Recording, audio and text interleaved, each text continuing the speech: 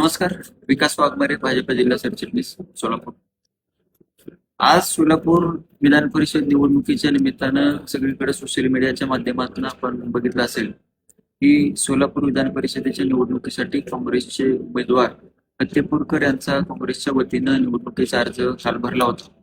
मात्र आज ज्या वेळेला अर्जाची छाननी सुरू होती त्यावेळेला असं लक्षात आलं की काँग्रेसच्या उमेदवारासाठी ज्या सूचक म्हणून 10 लोकांच्या सह्या लागतात त्याच्यापैकी काही सह्या बोगस त्यांनी त्या ठिकाणी केल्या. आणि नागेश काका भोसले जे पंढरपूरचे आघाडीचे नगरसेवक आहेत आणि त्यांची खोटी सही करून त्या ठिकाणी काँग्रेसच्या उमेदवारांना अर्ज दाखल केला होता.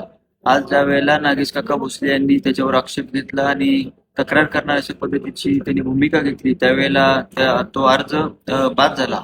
त्याच्यानंतर सोलापूर काँग्रेसच्या वतीनं खासदार प्रणितीताई शिंदे आणि त्यांचे काही समर्थक कार्यकर्त्यांनी नागेश काकांच्या विरोधात आणि भारतीय जनता पार्टीच्या विरोधामध्ये घोषणाबाजी केली. खरं तर सकाळपासून संध्याकाळपर्यंत भारतीय जनता पार्टी, नरेंद्र मोदीजी, देवेंद्र फडणवीस साहेब यांच्यावरती टीका करणाऱ्या प्रणितीताई शिंदे यांची भूमिका किती हास्यास्पद आहे.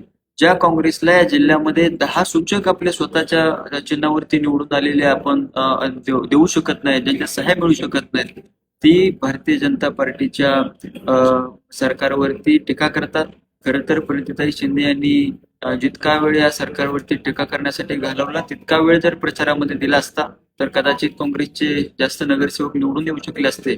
मात्र नागेश काका भोसलेंवरती टीका करताना काकांनी एक स्पष्ट भूमिका सांगितली की काका आघाडीचे नगरसेवक आहेत, काका राष्ट्रवादी काँग्रेस किंवा काँग्रेसचे उमेदवार नव्हते, काँग्रेसचे नेते नाही, ते आघाडीचे उमेदवार आहेत, उमेदवार होते ते आघाडीचे नगरसेवक आहेत.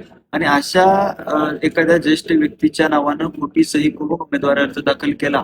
खरं तर सकाळपासून संध्याकाळपर्यंत लोकशाहीच्या नावानं दिंडोरा पिटणाऱ्या काँग्रेसची ही भूमिका खरं तर अत्यंत वाईट आहे. लोकशाहीच्या नावाने एकीकडे गळा काढायचा आणि आपल्या काँग्रेसच्या विधान परिषदेच्या उमेदवाराचा अर्ज दाखल करत असताना त्याच्यावरती सूचक म्हणून अशा नेत्यांच्या खोट्या सह्या करायच्या, हा बुरखा भारतीय जनता पार्टीनं आज फाडला.